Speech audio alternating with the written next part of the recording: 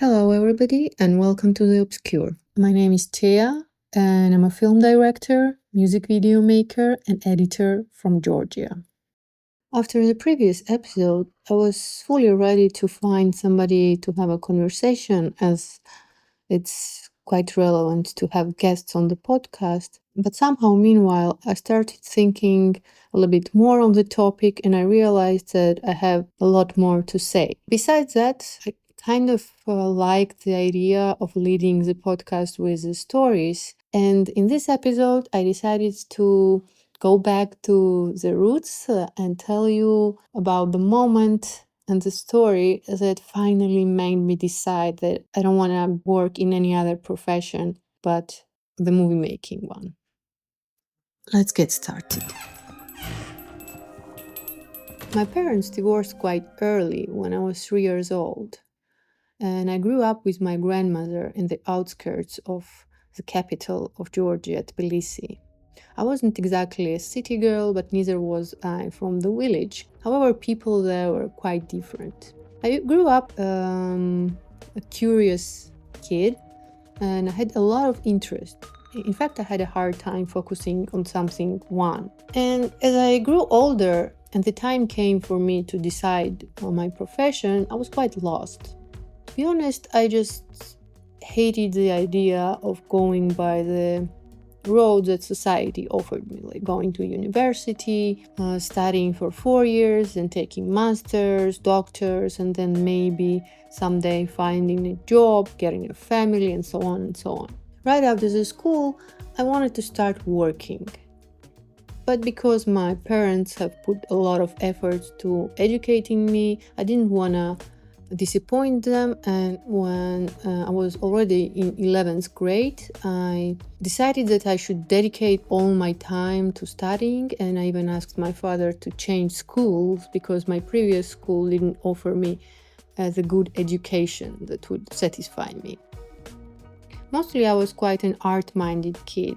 I attended a lot of art classes, be it dance, drawing, photography, but I was interested in subjects like politics, economics, culture, education, sociology, anthropology, psychology, anything that would tell me more about human society, interactions and relationships between humans, their group dynamics, and I was also very interested in math psychology.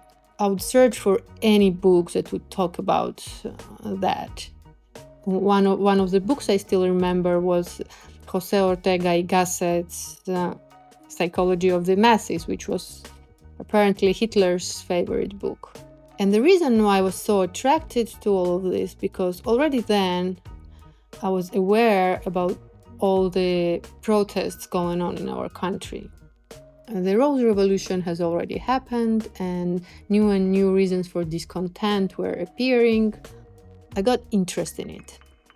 I didn't like history.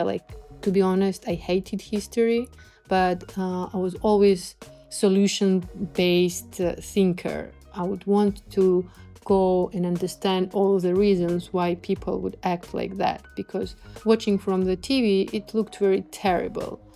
A lot of aggression, a lot of violence from the police, from some of the people as well. And because I didn't know much about local politics or who is who in the government, I just wanted to understand as a human why those kind of things are happening in the society. It's paradoxical that history wasn't the first source for me, but still, humane was the thing that I was really interested in. And at that time, I just transferred to this new school. I skipped first 3 months.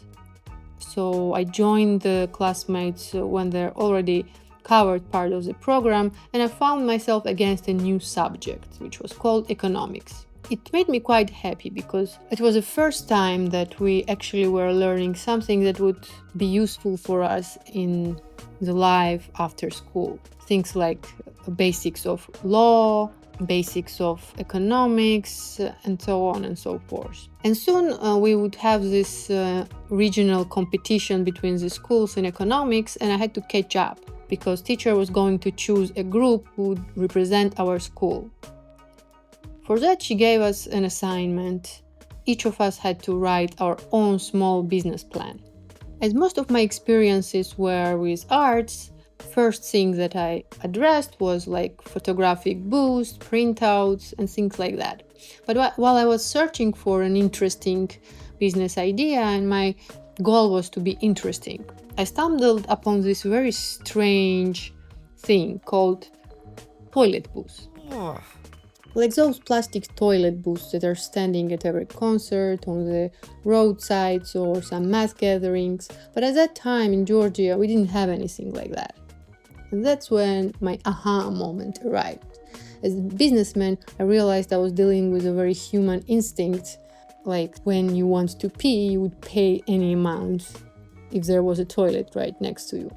Well, later I realized how stinky that stuff is, but for my 11th grader mind, it was a genius idea. I was bringing something innovative to Georgia.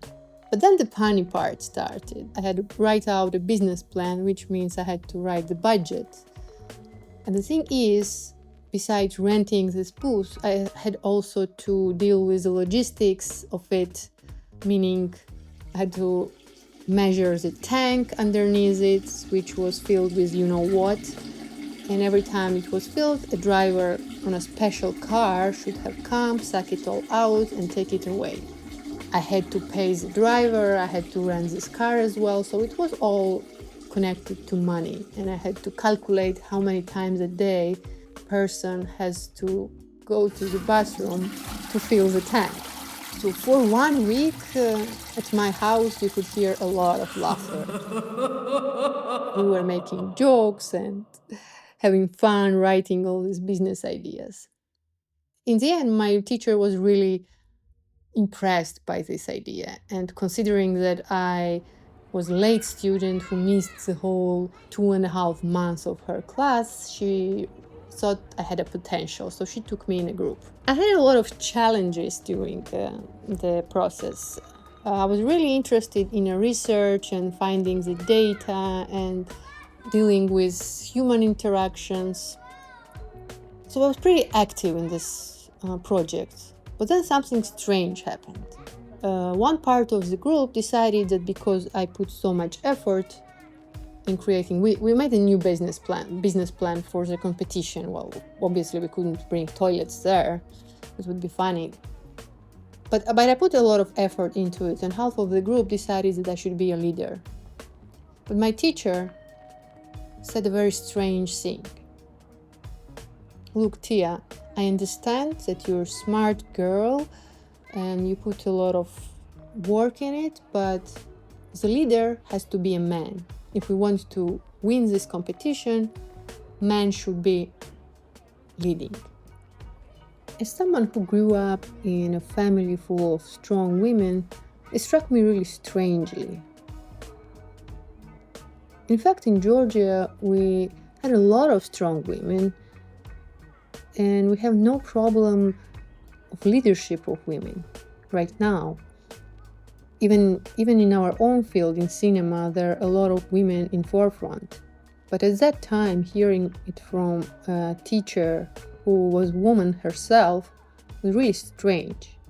The other thing that really disturbed me was the fact that after graduation, we found out that all our business ideas were actually used by local businessmen to create their own businesses, including the toilet booths, by the way. And that's basically how my close relationship with human excrement started. By all means. I had a series of realizations about how this world works and what would happen to me if I continued my path through business life.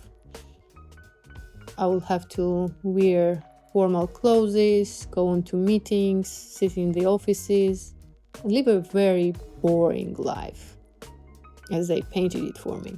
But the funniest part for me was researching, going into a field work, actually doing something that was interesting. And as the time was coming closer and closer when we would have these final exams, I had to decide which profession I had to choose. I still had very vast interest I wanted to explore the world more, to learn more, try different things, different subjects, different professions. But I didn't have time for that. And then I realized that there is one thing that can encompass all of my interests, and it's called cinema. There was artistic side to it, and I was already involved with art since the early age, but also the curiosity. This curiosity that I had about the world was very crucial, in my opinion, in this profession. I had to learn different fields, different professions, without getting too deep into it, but also building certain knowledge about things, which would enrich my vision of the world, and that vision would make my films more interesting. And that's basically how I turned into a filmmaker. And now, I guess it's time for me to go back to the actual subject that concerns me as a filmmaker and as a citizen: the current events in our country. I was ruminating on the idea again, and at some point I realized that people tend to judge the situation and whether it's just or unjust in many different ways. Various people have various moral and ethical views, and they often look through that prism while trying to make sense of the world around them. Those views don't only differ from each other, but often from the legal systems that we exist in. Of course, they guide us in determining what's right and wrong, but they're very subjective in nature. Even more than that, breaking moral guidelines doesn't lead to legal consequences and often even passes as dominant behavior. Meanwhile, legal systems consist of rules established by governing authorities to maintain order and justice. Laws should be very objective and should be applied universally within a specific jurisdiction. Everybody within this jurisdiction must also follow the same laws, regardless of personal beliefs. But what happens when ethical norms and laws clash? What if the way those laws are being enforced completely devalue our ethical systems? What would you say if you saw that the violence used by the enforcing bodies is worse than the crime itself?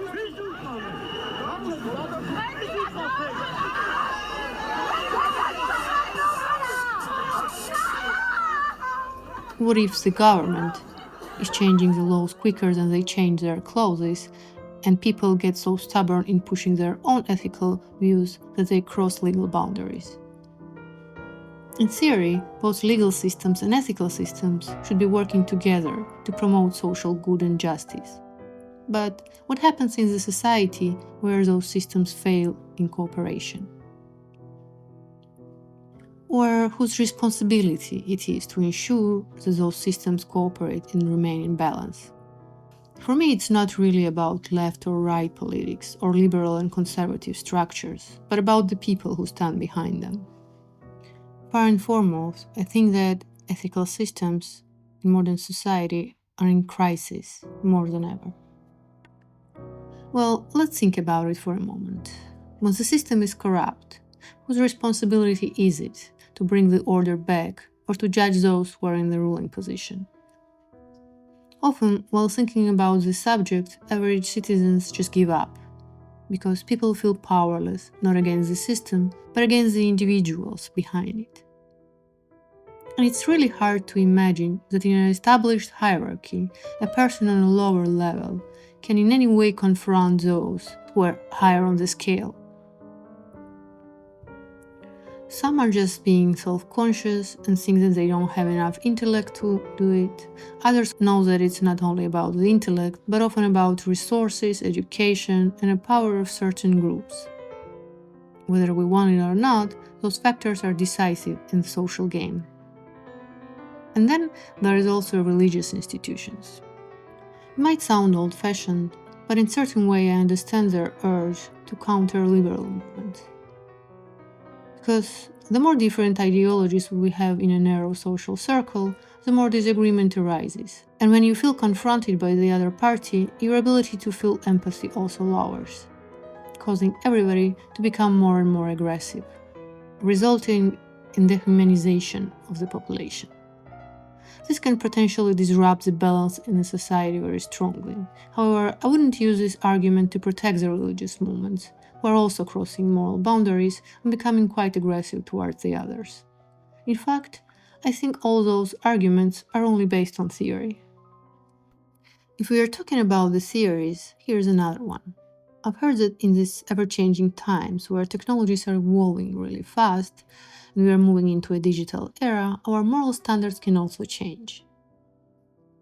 And maybe old systems are no longer sustainable in this kind of society, and it really makes sense that we need to change certain things. However, it's not a process that can happen in 2 or 3 days, because often our morality can be twisted by certain events, after which we ourselves can regret having those ideas. So as a society, we need some time to understand which of our moral ideas are just caused by insecurities or personal feelings being attacked and which one are really just. And only after that we can make any drastic changes. But here is also another challenge. In fact, our lives aren't all that long, and certain age groups don't adapt very well to fast changes. So what is it really that is causing our ruling parties to sacrifice those people for their own interests? What kind of bright and beautiful future do they see that they need to deprive certain individuals of their present? Let's say you are 17 or 20, you are a student, and you are suddenly put to jail. Aren't you really losing a chance to catch up with this fast-changing society? Or imagine that you are over 30 and you've already partially built your life. You have a family, you have a well-paid job, or your own small business, and suddenly it all becomes legal. Does the system have to take responsibility for those kind of people, or does it have to put them in jail? So again, in my opinion, we are going back to the crisis of morality in higher echelons of our society. It's really hard to determine what their real goals are. However, just for the sake of an argument, let's try to apply another perspective as well. Imagine that you have a friend who you've known for many years, and you know that they are really just, as far as it's possible to remain moral in this society. Maybe they've done some things here and there, cheated on the exams or lied to a client, but in general, whatever they do, you know that they're really a good person. And then suddenly the government decides that your friend is an outlaw. What's your immediate reaction? Do you straight away go out into the streets, or do you maybe try to find out the systemic error that caused this to occur? What if I tell you that 70% of people in this kind of situation choose to revolt against the system? Why does this happen? Well, probably because those people do not trust the system, nor do they trust the politicians. In modern politics, if somebody stays in government for more than 4 years, they're automatically going to be considered as someone who just wants to keep the power. But is it always true? We all know that because of the system, people who tend to go to politics often lie to the public, promising them to make things happen in 4 years, when in reality they need 20 or even 50 years to happen. And very often, when parties change so frequently, it's impossible to maintain the progress, if there is one. For example, in our country, in the last 30 years, governments have changed many times. Considering that all of them were corrupt and used the country for their own enrichment, it's not a surprise. However, each of them brought a new system and a new ideology, causing the laws and the educational system to change very quickly. All that really had a big toll on our society. It affected the education and the economic conditions. The charts in recent years say that we've been progressing, but the facts show that a lot of people in our country are still below the poverty threshold. There are many and many reasons to assume that again and again the government is hiding something from us and is using this country for their own interest. Are we in another authoritarian regime? Or what is the view from the top? Does the data really tell the truth? From my own personal experience, I know that a lot of people in our country refuse to take part in social surveys. Like when somebody knocks on your door and asks you to give them information, you just refuse. Because of that, there is a big gap in data, and some information is just impossible to collect. because some people just prefer to stay private. But by staying private, they're also affecting the final statistics, in which the ruling party often sees the mistrust towards the government. But more often than not, they're just using this to affect the public opinion. So, what is it? The burned bridges between the society and the system, or is it just a conflict of dominance? It's really hard to evaluate the situation when you don't have enough information. And after ruminating and thinking about it for 2 or 3 days, you just give up. Life goes on, and unless you know all the truth, you're just unable to make any decision. But maybe it's just what somebody wants us to do. If you find this subject interesting and you'd like to have a discussion with me, please contact me. And of course, thank you for your attention. And don't forget to follow, subscribe, and support.